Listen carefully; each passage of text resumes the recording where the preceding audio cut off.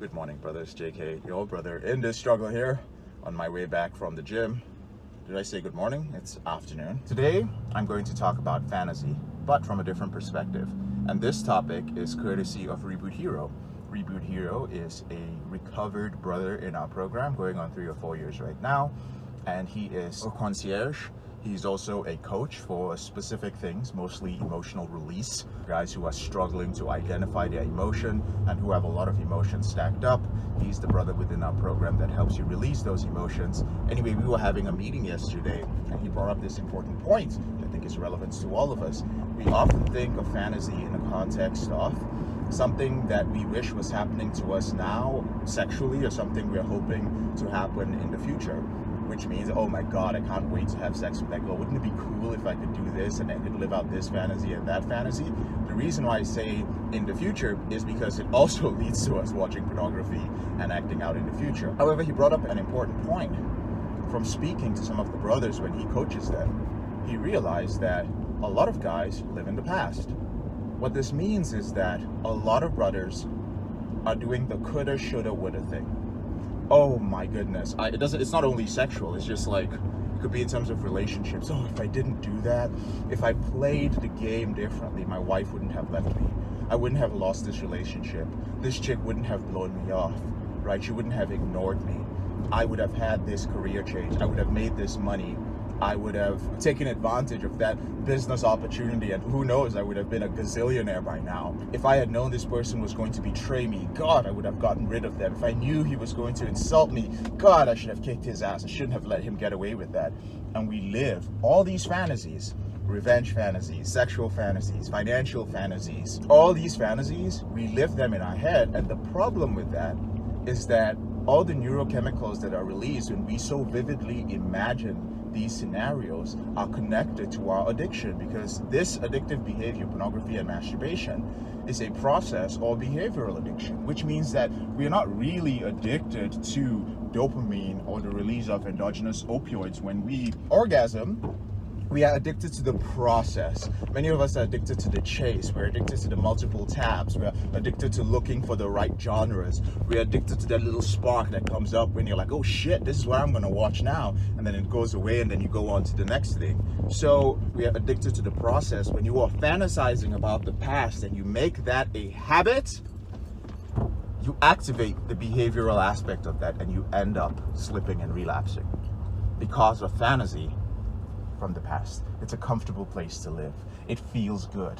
But all the while you are completely ignoring the reality of this very beautiful present moment, the only moment that we actually have. So I thought that was a wonderful share from him and a wonderful reminder, because I don't think I've ever spoken about fantasy from the context of us going back into our past and living in our past. So I'm super curious to hear, how many of you do that? Like, how many of you actually spend a significant amount of time fantasizing about the past? Because, man, I remember when I used to do that, and I'm saying this to myself, not to you, but goddamn, it was the most loser shit I ever did. It really reinforces the loser aspect, because when we think of it in the appropriate context, like, this is all we have right now. I know it sounds fucking cliche, but it is the truth. All right, sit with me with this for a second. Like, we can be changing our life now, and we can create a life now that is so filled with wins that in the future, whenever we look back, we're like, holy shit, I have so many wins. Yes, I had failures, but I've been stacking wins. But whenever we go back to the past and fantasize about how we could have done things, it simply implies that the way we did things were fucked up. But we're still spending a significant time on the fucked up things and wishing they were different, which means we don't even have any wins that we can build up on. And so this is something that actually fucks with the porn reboot system. Because if you have a habit of fantasizing about how the past could have been better, then you're completely forgetting one of our key principles, that your future is always bigger than your past, right? And you're constantly going back to the past, rehashing your failures, and just feeling good about them. So let's change the habit, gentlemen. Remember, your future is bigger than your past. When you go back into the past, focus on the wins and let go of the things that you could have done differently. Now, there is an appropriate time and place to think about how I could have done things differently, but that is when you are strategizing for the future, which means you're actually going to take those things from the past that you're like, yeah, I could have done it differently. You are going to learn from those lessons. But when you do nothing with them and you just keep them in your head, then that's fantasy. Because one of the key characteristics of fantasy is that it is not something that we really want to live out. Stay with me, because some of you might be like, whoa, wait a minute, I do want to live out my fantasy. Do you? Do you want to live out your fantasy? Would you talk about your fantasy publicly to other people? Why? Because there's shame. Why is there shame around it? Because it's probably not appropriate. It's probably not morally correct. And I'm talking about the extremes of fantasy. And so let's not create a context of fantasy in our head with something from our past. Let's make it something realistic and use it as a lesson to move forward. All right, I gotta go now. Brothers, thank you so much for listening.